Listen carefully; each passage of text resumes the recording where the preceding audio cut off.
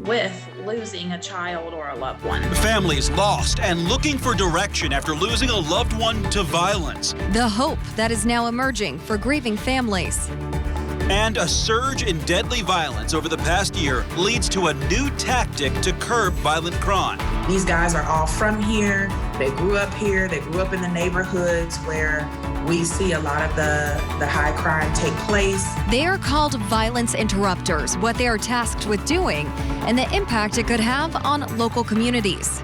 They're only a month behind. He got laid off in the coal mine. He had to find another job. They're doing the best they can do. A family at risk of being evicted from their home despite President Biden extending the national ban on evictions right after taking office. How that eviction moratorium works, what you have to know. The news at 6 starts now. And thank you for joining us on this Thursday evening. I'm Amanda Starantino. And I'm Mark Mullins. First tonight. I told them it's like taking gasoline and pouring it on a fire. If they really wanted to know, how it felt being in mine and all of these other parents' shoes. A protest outside the City County building in downtown Indianapolis earlier this month has led to a sense of hope for grieving families. Participants were pushing for better communication between IMPD homicide detectives and the families of victims. IMPD has now met with the mother who organized the demonstration. Tonight, she tells our Nicole Griffin she finally feels like someone is listening. It's been 7 long months since Melissa Jude's 20-year-old son, Chandler Bussey, was killed at Arsenal Park in Indianapolis. A chaplain came to Eskenazi. I was so numb I couldn't leave. I never even heard of victims assistance. Jude says since his death, it's also been difficult to get in touch with the detective on his case. Through support groups, she's met other mothers who felt they didn't have a voice or a line of communication with their loved one's detective. We just want to try to help change what we can to make the situation a little more bearable, if you will. The goal of this protest on January 4th was to push for better communication. It led to a meeting where Jude represented these families, bringing a list of complaints to IMPD's homicide captain and a manager from Victims Assistance. They listened. They apologized to me and to all of the parents for leaving us feeling like we've been let down and they don't care. An IMPD spokeswoman tells me the push from these families sparked a rededication to the department's family contact protocol, which she says continues to be a work in progress. I'm not here to beat up on my detective. This is a lot of other people with all different detectives. Starting with 2019 cases, the protocol states homicides that are unsolved require a quarterly contact with family by the detective or a civilian employee for the first 2 years, followed by 1 contact per year after. They are also creating a protocol to ensure chaplains and a victim's assistance employee are called to more homicide scenes with a goal to connect with as many families as possible. Getting involved right away so that families see a face or know your phone number. And if you call, you get a response back that maybe they might feel the tiniest bit of hope in a tragedy. Jude says she is thankful they took the time to listen to concerns from these grieving families. Now she continues to fight for justice in her son's case. Working for you, Nicole Griffin, WRTV. An IMPD spokeswoman also tells WRTV the captain who met with Jude conveyed a message to all detectives about the importance of family contacts. The homicide branch is also working with chaplains and victims' assistants to share family contact information in a more timely manner if they can't respond to scenes. Tonight, we are learning more about one of the ways city leaders are working to curb violence in Indianapolis. They are teaming up with the Indy Public Safety Foundation and using violence interrupters to connect with those committing gun violence or at risk of becoming a victim of it. WRTV's Megan Singh-Torm has more on the role of the violence interrupters. 42nd and Post. It's one of the city's harder hit areas when it comes to violent crime. It doesn't feel right. It shouldn't be this happening. Gurmeet Singh runs a laundromat in the neighborhood. He says there have been times where he feared for the safety of his friends and family. I do that sometimes because the type of, sometimes people get aggressive and then you kind of feel threat. But today, he's feeling optimistic after hearing the city is trying new initiatives to help curb violence.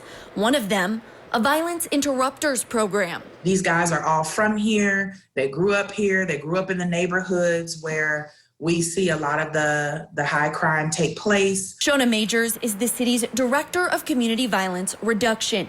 She tells us these interrupters will be tasked with building a relationship with very specific people. We have about a list of 65 individuals in the city that are thought to be involved in violent incidences. And so it's targeted. We go to those people on that list, excuse me, and begin engaging them. Shane Shepard is one of those interrupters. He says he will be able to connect with those community members in a way law enforcement or public officials can't. Prior to changing was reflective of the life that I see out here now. I was a young man that was lost and didn't know how to think, didn't know how to resolve conflicts, had substance abuse issues, had experienced traumas. And he's hoping to get to know people going through that now.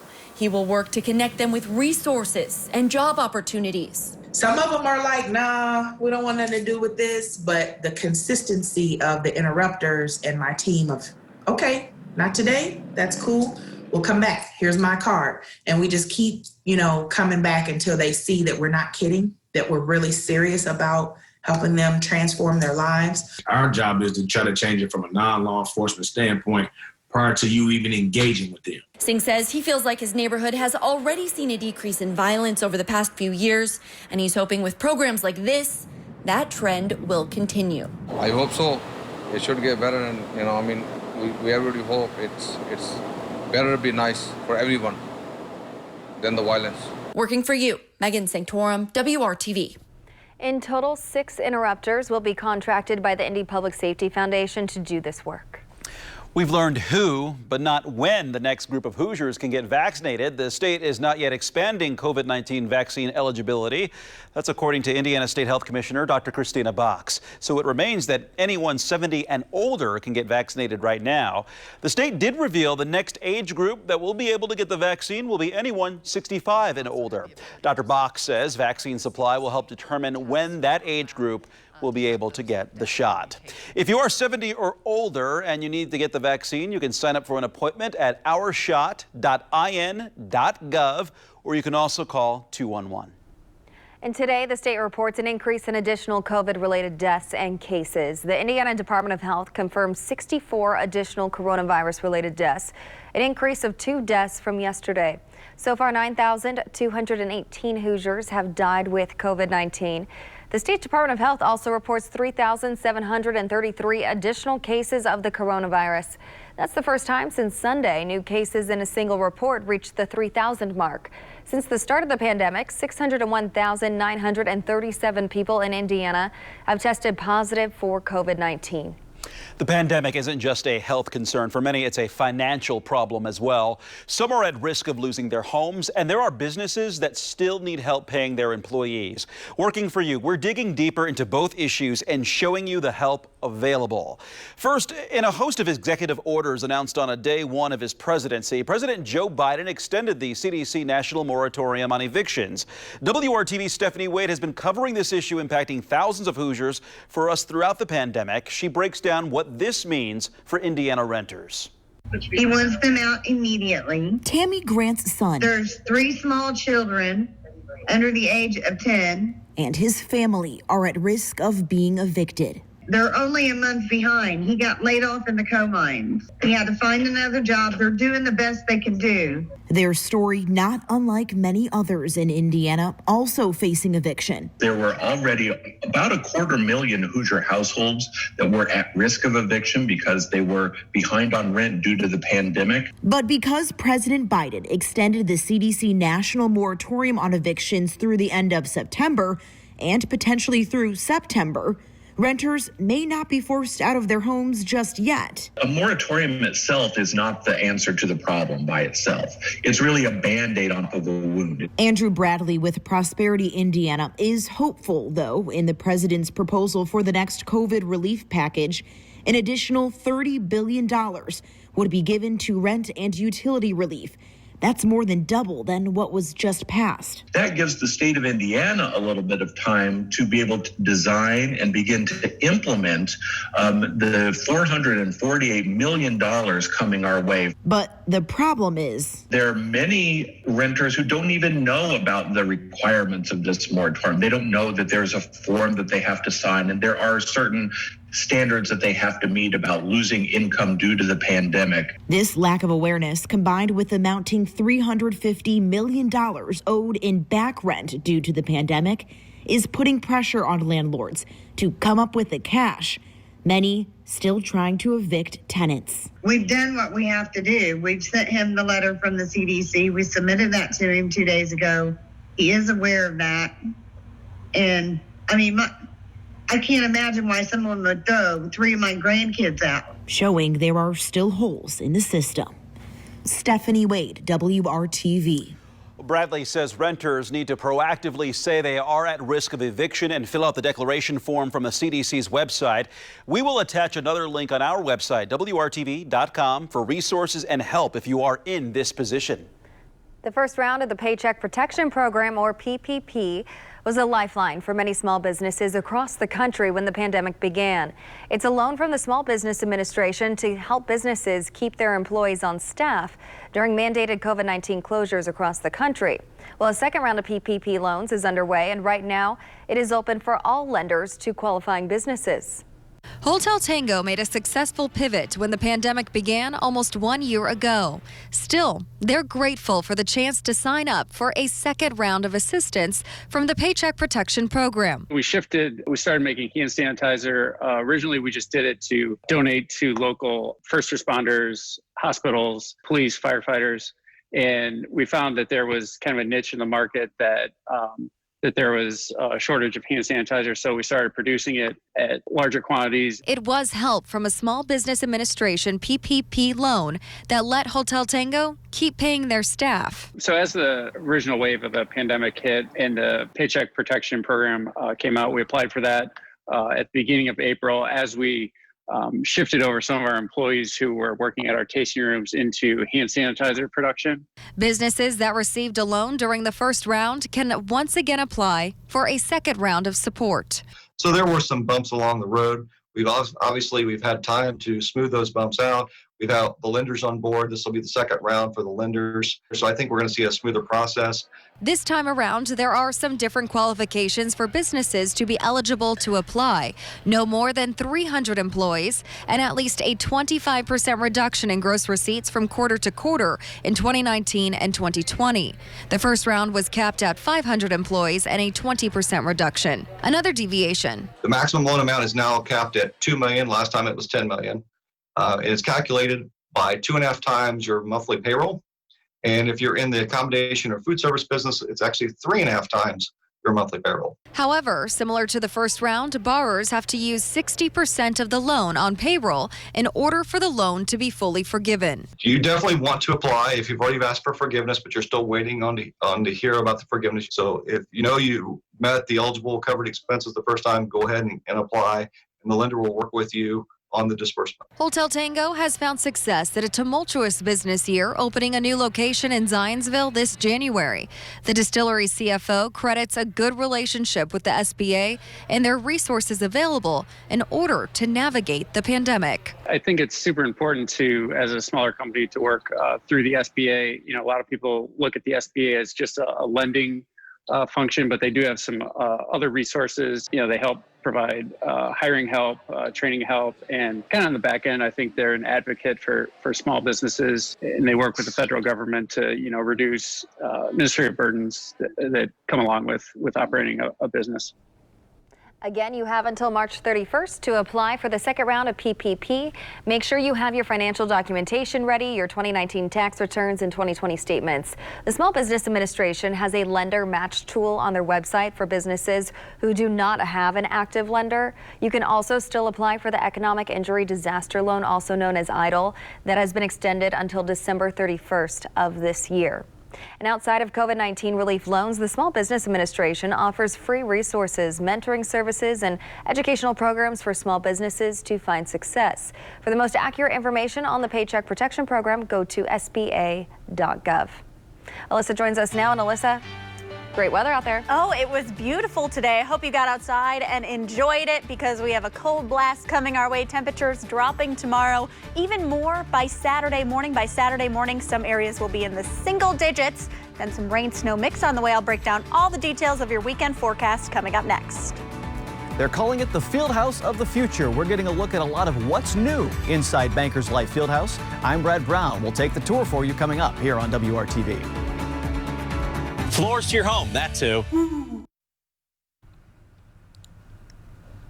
We are seeing temperatures today well above average. People have been out and about all day enjoying this beautiful weather. You can see out walking their dogs, going for a jog. I hope you were able to go out and enjoy it because we do have some changes coming our way. Today, highs were well above average, about 15 degrees across much of the area. Here in Indy, we hit 49 degrees. Our average high this time of year is 36, so it was nice outside, and we are going to drop quite a bit over the next 24 hours. Right now, still 43 in Indianapolis. Those winds lightening up a little bit. We've seen some breezy conditions throughout the day. They're out of the west right now, about 13 miles per hour, but we still are seeing those strong wind gusts. And that's what you might have noticed if you did spend any time outside today. That was really the only hiccup with our beautiful forecast. And what that's been doing throughout the day is we've seen those winds out of the southwest and shifting a little bit more westerly as we've head into the afternoon and evening. So that's helped to usher in some warmer air over the past few hours, which is why those temperatures were so high. But what's going to happen next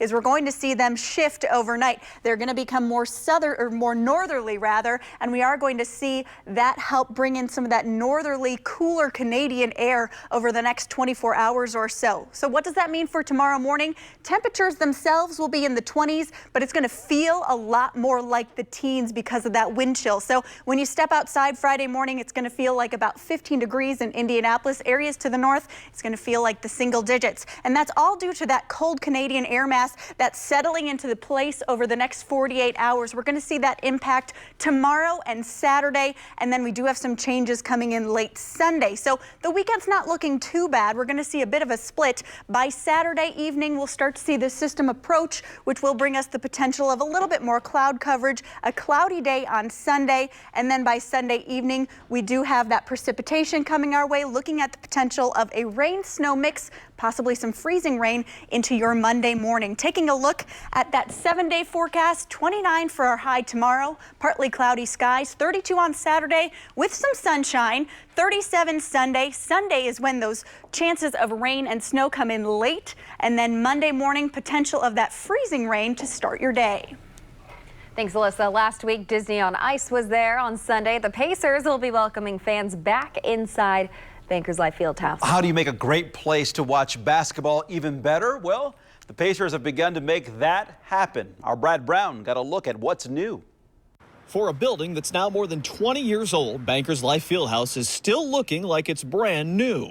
This building has a great understructure. It's going to be here for a long time and another generation. The first phase of a 3-year construction and renovation program has been completed. 9 months of work have led to some brand new spaces and some major upgrades to others. We're excited for all of it. It's a beautiful building. It's the best building to watch a basketball game in the country, probably in the world, and we're making it even better. We're excited for people to get to see it. Construction inside has been what they call a bottom-up plan, with the premium spaces on the event level getting started. But for fans walking inside the field house, they will get a strong visual of what's been done here from the moment they walk in. The massive center court video board is all new, with bigger, brighter screens and more visuals from every seat of the field house. Speaking of seats, those are being upgraded as well. The original green chairs replaced by new, more comfortable gray ones. The lower bowl is complete. Those will eventually make their way to the upper levels. It was a matter of trying to get the populace and the other architects who are working on it to say, hey, what can we do that's financially feasible and make it look like it's totally different? And so with the work that was done for the months and months and months before we started construction was really the opportunity for us to make sure that we did it right. The biggest changes are coming mostly out of sight of the Arena Bowl. The lower level suites have all gotten an upgrade, new TVs, new chairs, and a more premium atmosphere. There's also the addition of 2 new club spaces. The 67 Club plays homage to the Pacers' beginnings, and the Hardwood Club to the state's rich basketball history. Fans sitting in the lower levels will have access. We know that each person coming in here sort of has a unique hope for that game. Some it's really centered on if we win or lose. Some is just, hanging out with friends. I think our goal has really been to create that experience that appeals to each person individually while still having sort of a shared experience overall. The Fieldhouse practice court got a vertical adjustment. A move to street level opened up more than 7,000 square feet of space underneath. That's now home to the locker room and training facilities for the Fever, making it among the best in the WNBA. It's all the little things that will make us into that championship type team. So we're excited. Got a lot of work ahead of us, but it starts right here. We're trying to create an environment where championships are the norm. So we're in that process. This is a big piece of that, to have the ability to provide for our players every resource they need to be at their best, to learn and to grow. There are changes being made as fans come back to the Fieldhouse while COVID-19 remains an issue. Signs for social distancing, a cashless payment and debit system. Tickets will go digital as well. The Fieldhouse of the future, it'll feel like that from the moment you walk in. This really forces businesses to adapt, and a lot of times we're more cautious and fearful of how our fans are going to respond than how they actually do. And sometimes we need a gentle little nudge, and certainly this pandemic was more than just a gentle little nudge. The next phase of construction will begin and continue this spring. Working for you, Brad Brown, WRTV Sports. At Rivers.com. We had a beautiful day today. Those temperatures are dropping, though. 29 for our high on Friday, 32 on Saturday with mostly sunny skies. Saturday morning, we're in the teens, and then we start to warm up as we head towards next week. Check out your screen right now. This is how we leave you here at 6. We're back with you tonight at 7 o'clock.